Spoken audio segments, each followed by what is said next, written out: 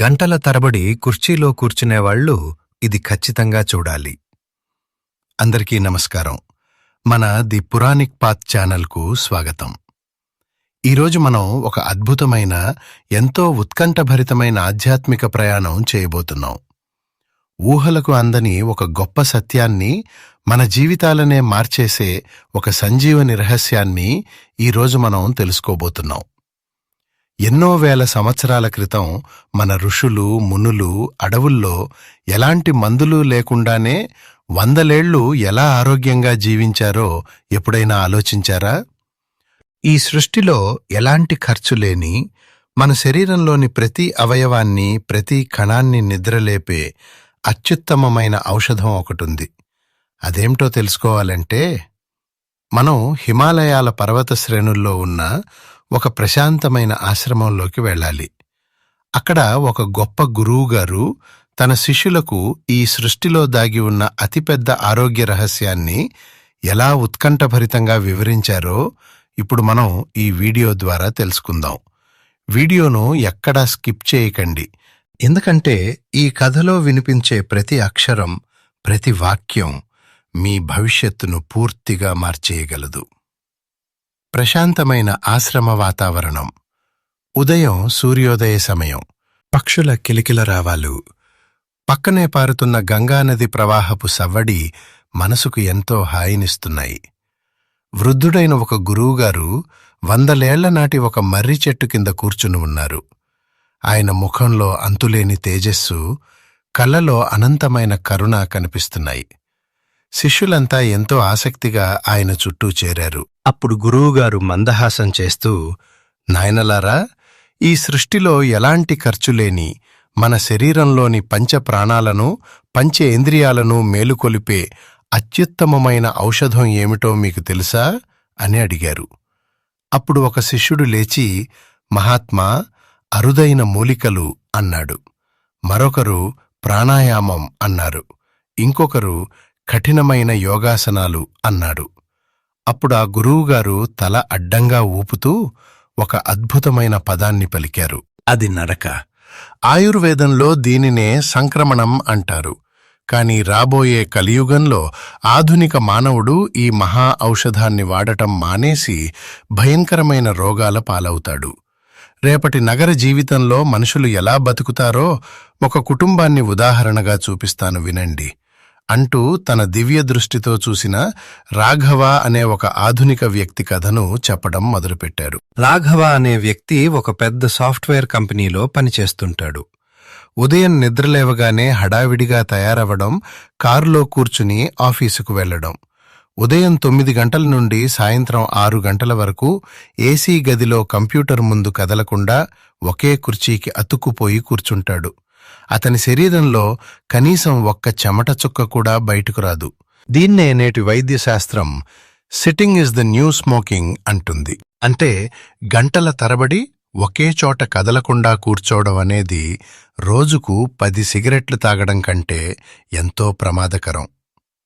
ఇక రాఘవ భార్య జానకి విషయానికి వస్తే, ఆమె రోజంతా ఇంటి పనులతో బిజీగా ఉన్నప్పటికీ కాస్త ఖాళీ సమయం దొరికినప్పుడల్లా సోఫాలో పడుకుని గంటల తరబడి ఫోన్లో వీడియోలు చూస్తూ కాలం గడిపేస్తుంది. ఇక వాళ్ల ఏకైక కుమారుడు రోజంతా ఆన్లైన్ క్లాసులు, ఆ తర్వాత వీడియో గేమ్స్తో తన గదికే పరిమితమైపోతాడు. ఆ ఇంట్లో ఎవరికీ కూడా అడుగు తీసి అడుగు బయట పెట్టే అలవాటు లేదు. కనీసం సూర్యరశ్మి వాళ్ల ఒంటికి తగలదు అని గురువుగారు చెబుతుంటే శిష్యులు ఎంతో ఆశ్చర్యంగా వింటున్నారు. గురువుగారు తన కథను కొనసాగిస్తూ, నాయనలారా, ఇలా ప్రకృతికి దూరంగా కదలిక లేకుండా జీవించటం వల్ల ఆ కుటుంబంలో ఎలాంటి ఉత్పాతం వచ్చిందో తెలుసా? ఏళ్ల తరబడి నడవకపోవటం వల్ల రాఘవ శరీరంలో రక్త ప్రసరణ మందగించింది. తిన్న ఆహారం అరగక కొవ్వుగా మారిపోయి చిన్న వయసులోనే అతనికి type 2 diabetes, high blood pressure వచ్చాయి. కనీసం 5 నిమిషాలు నడిచినా ఆయాసం వచ్చే పరిస్థితి. జానకికి విపరీతమైన కీళ్ల నొప్పులు, థైరాయిడ్ సమస్యలు మొదలయ్యాయి. ఇక ఆ పిల్లవాడు చిన్న వయసులోనే విపరీతమైన ఊబకాయంతో బాధపడుతూ మానసిక ఒత్తిడికి గురయ్యాడు. ఒకరోజు రాఘవ స్పృహ తప్పి పడిపోతే డాక్టర్లు అతన్ని పరీక్షించి, నీ గుండె చాలా బలహీనపడింది, ఇలాగే కూర్చుంటే ఇంక నీ ప్రాణాలకే ప్రమాదం అని గట్టిగా హెచ్చరించాడు. అప్పుడు కాని రాఘవకి కనువిప్పు కలగలేదు. మనిషి ప్రాణాపాయంలో ఉన్నప్పుడే కదా ఆరోగ్య విలువ తెలుసుకునేది అని గురువుగారు నిట్టూర్చారు. ఆ మాటలు విన్న ఒక శిష్యుడు ఆందోళనగా లేచి, గురువుగారు, ఎంత భయంకరమైన పరిస్థితి! మరి దీనికి పరిష్కారం లేదా? ఆ రాఘవ తన కుటుంబాన్ని ఎలా కాపాడుకున్నాడు అని ఉత్కంఠగా అడిగాడు. అప్పుడు గురువుగారు చిరునవ్వు నవ్వి, ఉంది నాయనా, మన సనాతన ధర్మంలో ప్రతి సమస్యకు ఒక పరిష్కారం ఉంది. రాఘవ వెంటనే నడక మొదలుపెట్టాడు. కాని అతనికి ఆయుర్వేద నియమాలు సరైన అవగాహన లేకపోవటం వల్ల నడిచేటప్పుడు ఎన్నో భయంకరమైన తప్పులు చేశాడు. ఆ తప్పులేంటో మీరూ తెలుసుకోండి అంటూ ఒక అద్భుతమైన ఆయుర్వేద సూత్రాన్ని వివరించారు. మన ఆయుర్వేద గ్రంథాలలో నడక గురించి ఒక బ్రహ్మాస్త్రం లాంటి శ్లోకం ఉంది. ఆయుష్యం బలమేధాగ్ని ప్రదం సంక్రమణం మతం. ఈ ఒక్క చిన్న పంక్తిలో నడక వల్ల కలిగే 4 అద్భుతమైన మహాద్భుతమైన లాభాలు దాగి ఉన్నాయి. మొదటిది ఆయుష్యం, అంటే మన ఆయుష్షు పెరుగుతుంది, కణాల వృద్ధాప్యం ఆగిపోతుంది. రెండవది బలం, శరీరానికి ఎవరిమీద ఆధారపడని దృఢత్వం, అనారోగ్యాలను తరిమికొట్టే రోగనిరోధక శక్తి లభిస్తాయి. మూడవది మేధస్సు, నడిచేటప్పుడు మన మెదడుకు ఆక్సిజన్ బాగా అంది జ్ఞాపకశక్తి 100 రెట్లు పెరుగుతుంది. ఇక చివరిది అత్యంత ముఖ్యమైనది అగ్ని. ఇక్కడ అగ్ని అంటే మన కడుపులో ఉండే జఠరాగ్ని, అంటే మన జీర్ణక్రియ. మన మెటబాలిజం చురుగ్గా మారి మనం తిన్న ఎలాంటి ఆహారమైనా ఇట్టే అరిగిపోవటానికి నడకకు మించిన ఔషధం ఈ భూమండలం మీదే లేదు అని గురువుగారు సింహనాదం లాంటి గొంతుతో చెప్పారు. అయితే రాఘవ చేసిన మొదటి తప్పు ఏమిటో తెలుసా? గురువుగారు ప్రశ్నించారు. అతను రాత్రి కడుపు నిండా భారీగా భోజనం చేసిన వెంటనే బరువు తగ్గిపోవాలనే ఆరాటంతో చాలా వేగంగా నడవడం మొదలుపెట్టాడు. ఆయుర్వేదం ప్రకారం తిన్న వెంటనే వేగంగా అస్సలు నడవకూడదు. మనం భోజనం చేసిన తర్వాత మన శరీరంలోని రక్తమంతా జీర్ణకోశం దగ్గరకు వెళ్లి ఆహారాన్ని అరిగించటానికి తోడ్పడాలి.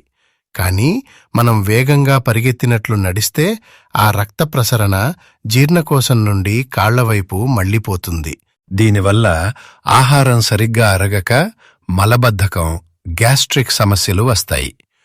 అందుకే మన పెద్దలు శతపావళి అనే అద్భుతమైన నియమాన్ని చెప్పారు. భోజనం చేసిన తర్వాత అత్యంత ప్రశాంతంగా, నెమ్మదిగా శ్వాస మీద ధ్యాస పెట్టి కేవలం 100 అడుగులు మాత్రమే వేయాలి. ఇలా చేస్తే వాత, పిత్త, కఫదోషాలు సమతుల్యంగా ఉండి రాత్రిపూట గాఢమైన నిద్ర పడుతుంది. రాఘవకి ఈ విషయం తెలియక అనారోగ్యాన్ని కొని తెచ్చుకున్నాడు అని వివరించారు. గురువుగారు ఇంకా ఇలా చెప్పారు. రాఘవ చేసిన రెండవ అతిపెద్ద తప్పు అతని నడిచే భంగిమ. నడిచేటప్పుడు కూడా రాఘవ తన చేతిలో ఉన్న మొబైల్ ఫోన్ చూస్తూ తల దించుకుని, భుజాలు కుదించుకుని నేలవైపు చూస్తూ నడిచేవాడు.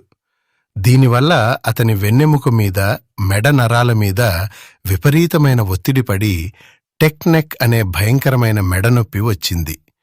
ఆయుర్వేదం ప్రకారం నడకకు ఒక దివ్యమైన భంగిమ ఉంది. దానినే సమకాయ శిరోగ్రీవం అంటారు.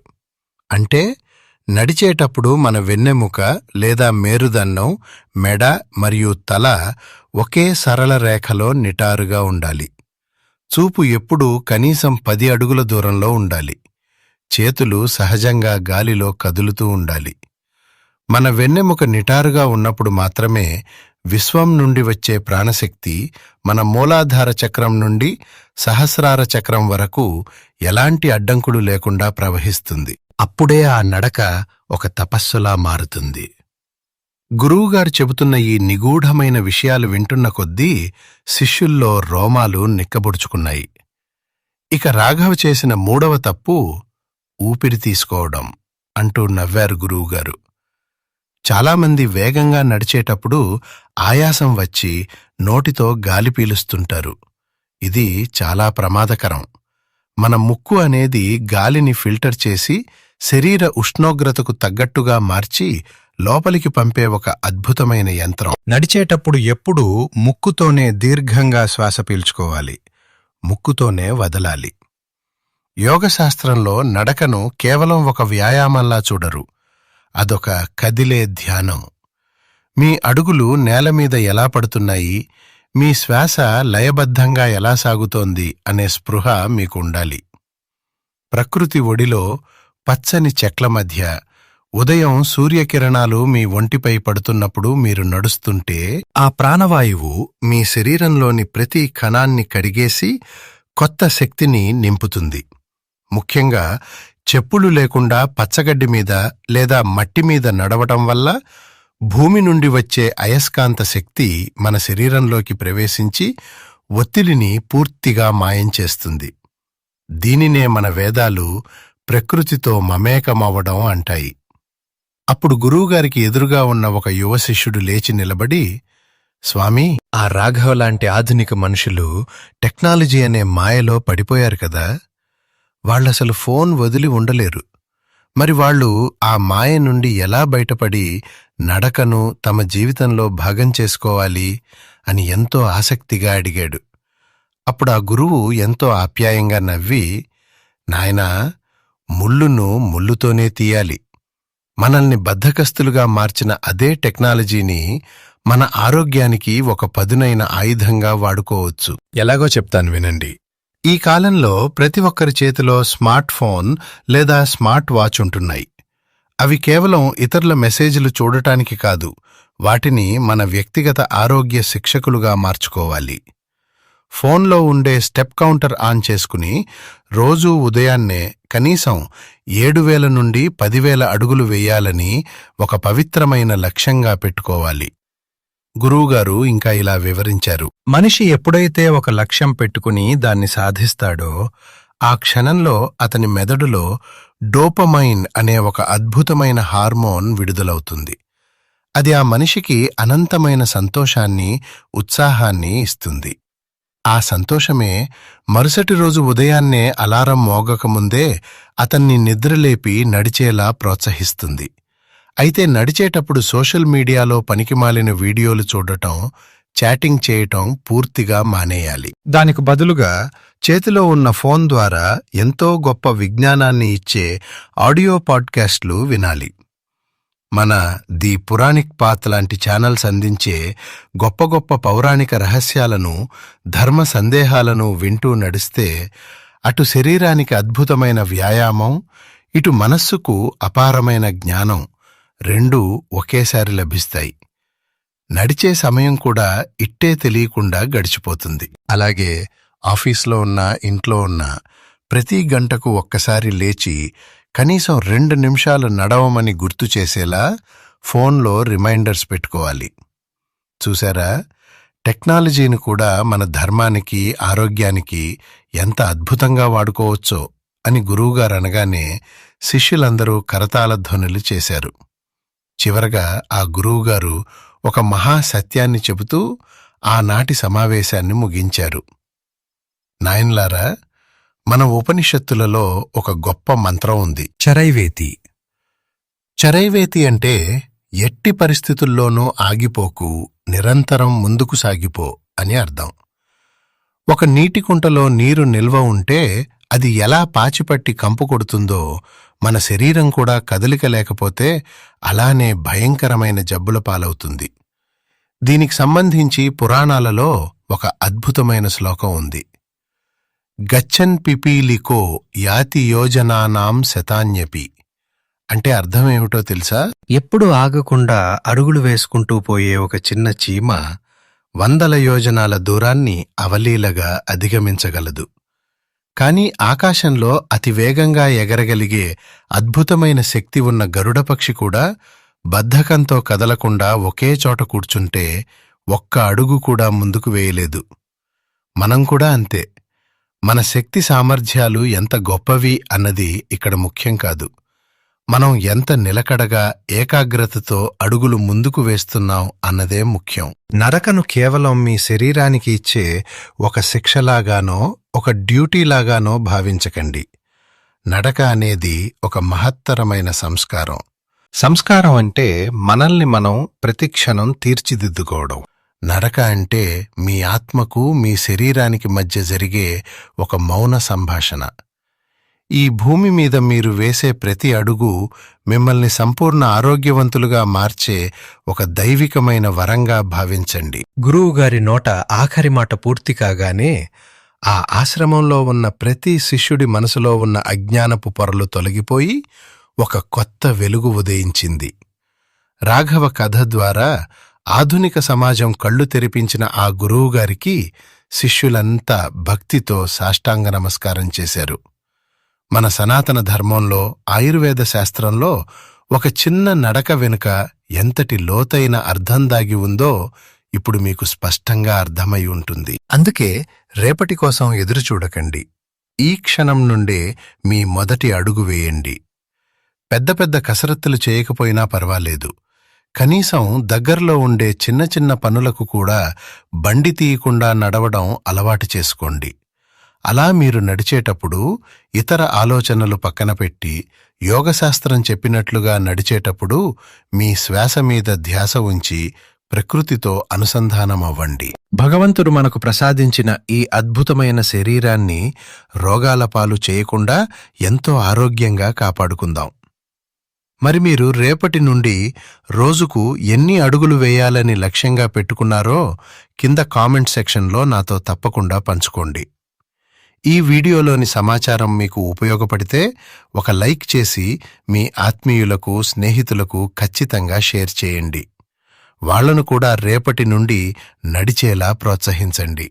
ఇలాంటి మరెన్నో అద్భుతమైన ధర్మ సందేహాలు, ఎవరికీ తెలియని పౌరాణిక వాస్తవాల కోసం మన ది పురాణిక్ పాత్ ఛానల్ని వెంటనే సబ్స్క్రైబ్ చేసుకోండి. కామెంట్స్లో భక్తిగా జై శ్రీరామ్ అని రాయడం మర్చిపోకండి. ధన్యవాదాలు.